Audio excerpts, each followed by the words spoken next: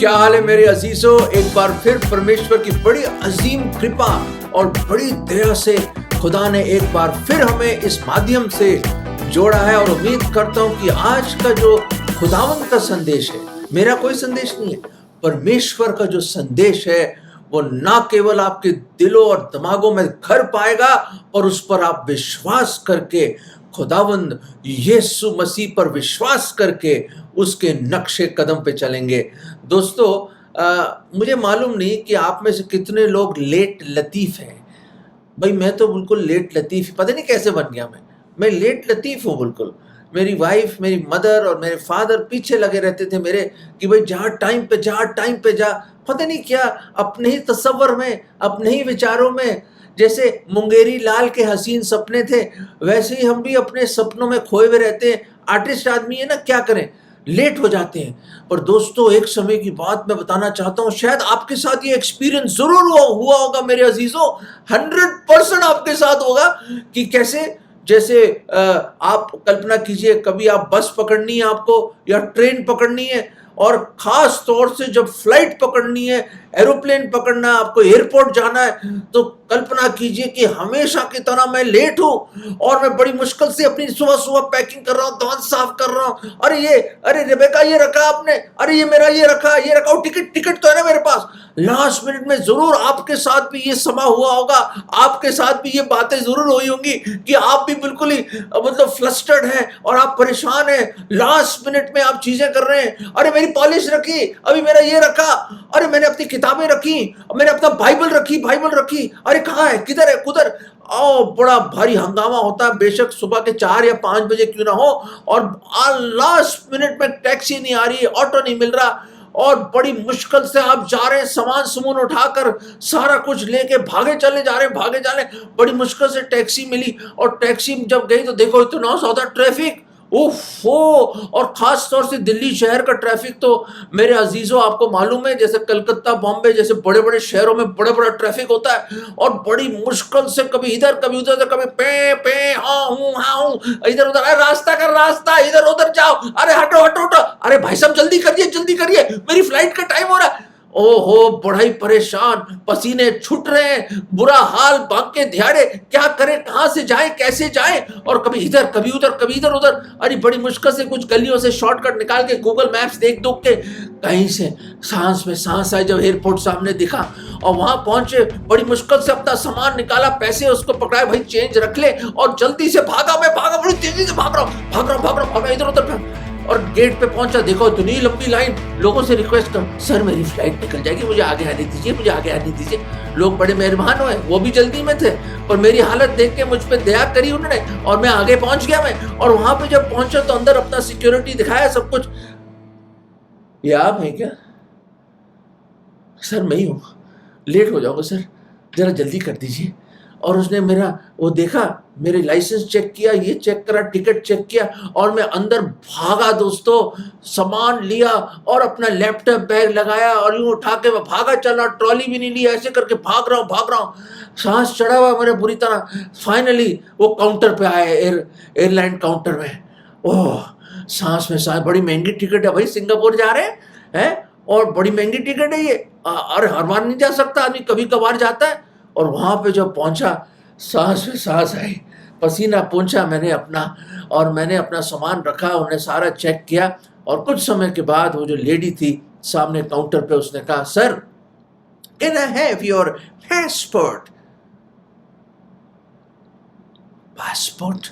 हाँ यही तो है, पासपोर्ट, आपको पासपोर्ट चाहिए? पासपोर्ट यही तो है। मैंने अपना जेब देखी, मैंने अपनी पॉकेट देखी, पीछे का पॉकेट देखा, मैंने यहाँ देखा, वहां देखा, सब जगह, सारे बैग खोले, बैग खोल के बैग के अंदर देखा, सारे टॉवल, सारे कपड़े निकाली, जूते निकाली, अरे यही तो रखा था, अरे इस पॉकेट में, कभी उस पॉकेट में, अरे इस बैग में होगा, अरे लैपटॉप के बैग में होगा, सारी जगह देख लिया दोस्तों, पर मुझे पासपोर्ट नहीं मिला।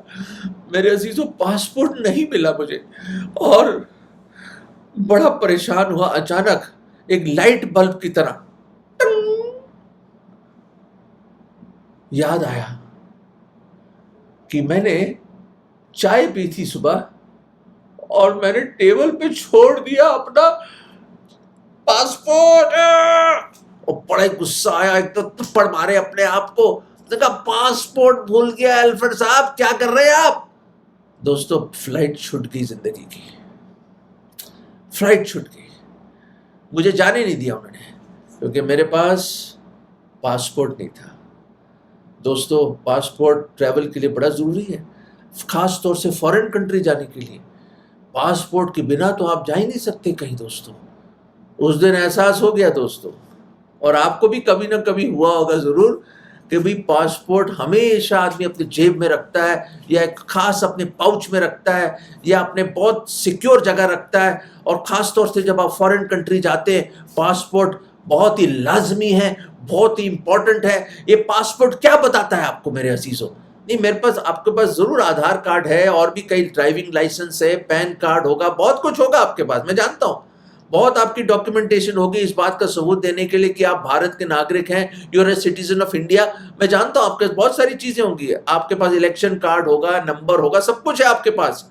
और मेरे अजीजों, शायद आज जो देख रहे हैं और सुन रहे हैं, आपके पास भी पासपोर्ट हो। जैसे ये पासपोर्ट, इसमें एक सील लगा हुआ है, भारत सरकार की एक सील है मेरे अजीजों, और इस बात का सबूत है। और आगे वाले पेज में देखेंगे, इसमें लिखा हुआ है nationality Indian. I am a citizen of India.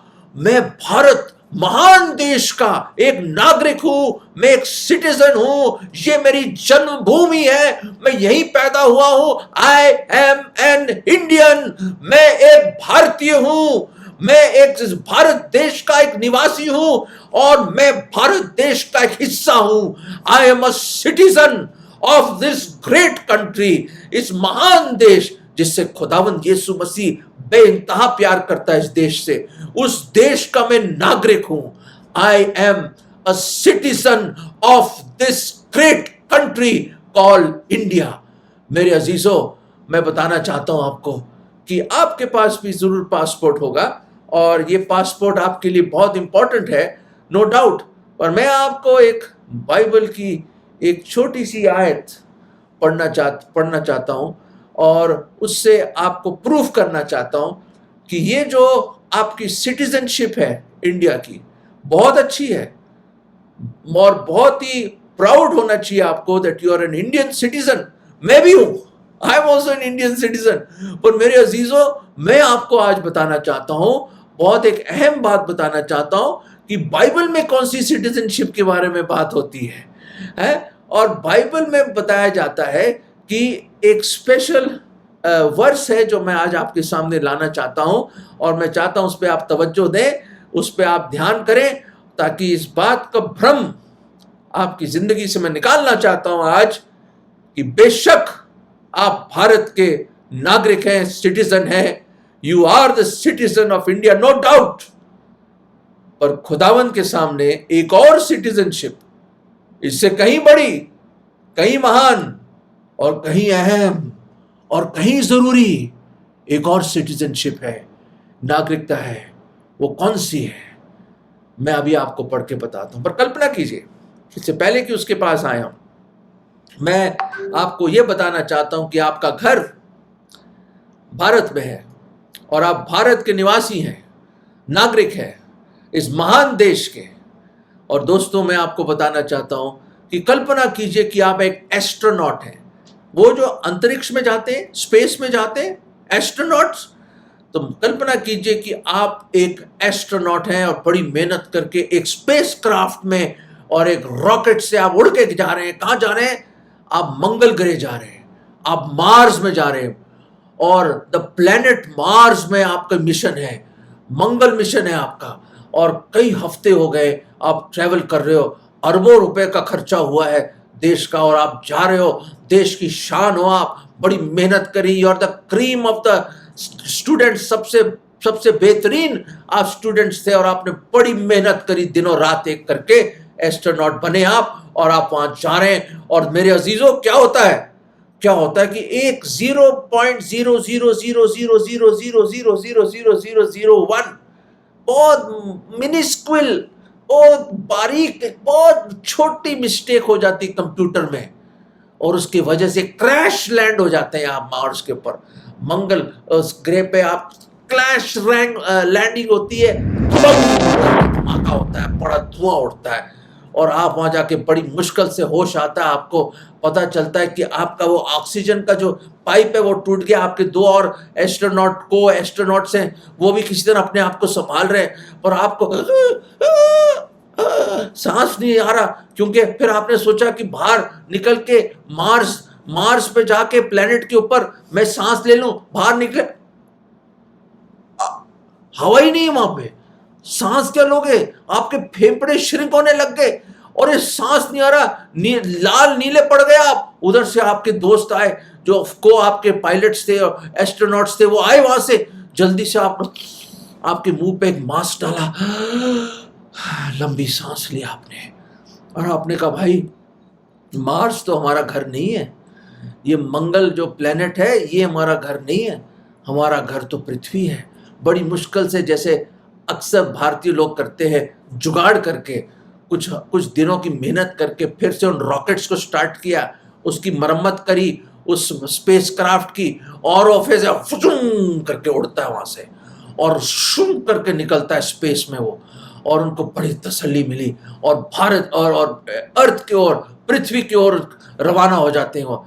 और कुछ दिनों और हफ्तों के बाद वो फाइनली एक पैराशूट में नीचे उतर रहे हैं और मास्क निकाल देते हैं। जब पृथ्वी के एटमॉस्फेयर में पहुंच जाते हैं, मास्क उतार लेते हैं वो, चिड़ियों को देखते हैं, सूरज को देखते हैं, उन बादलों को देखते हैं और उनको बड़ी तसल्ली आती है। वाह, वो सोचते हैं अरे Mars is not our home, वो मंगल प्लेनेट मेरा घर नहीं है, ये पृथ्वी मेरा घर है। और वो बड़ी तसल्ली से, बड़े इत्मीनान से लौटते हैं और अपने परिवारों से मिलते हैं और वहाँ रेस्क्यू टीम आपकी उनको बचाती है और हॉस्पिटल में रहते हैं कुछ दिन और बाहर निकल के आते हैं आप। ओ क्या खुशी हुई कि यार हम घर लौट आए भाई, घर लौट आए। वहाँ तो मर जाते हैं हम, वहाँ तो सांस नहीं है, ऑक्सीजन नहीं, कुछ नहीं है भाई। क्या करते हैं वहाँ पे हम वापस लौट आए, हम घर लौट आए हैं, हम पृथ्वी पर आ गए, we have return to our home the Earth. पर मेरे अजीजों, इज अर्थ योर होम? क्या पृथ्वी और भारत आपका घर है? आप बोलो हाँ जी युग है, ठीक है भाई साहब, 80 साल, 90 साल, 100 साल, 120 साल समझ लीजिए, जो खुदा आपको लंबी उम्र दे, हम तो यही दुआ करते हैं। पर उसके बाद क्या? ये अमर आत्मा कहां जाएगी मेरे अजीजों? दो ही जगह है, खुदा के कलाम में लिखा है, एक स्वर्ग और एक नरक। दो ही जगह है मेरे अजीजों। There are only two places where the eternal immortal soul will go, which is encased in these muddy walls.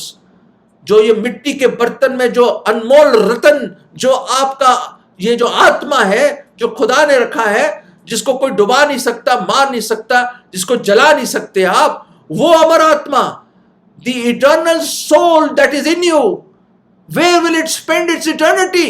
वो कहां पे अपना पूरा अनंत काल बिताएगी? दो ही जगह है, एक स्वर्ग, एक नरक मेरे अजीजों।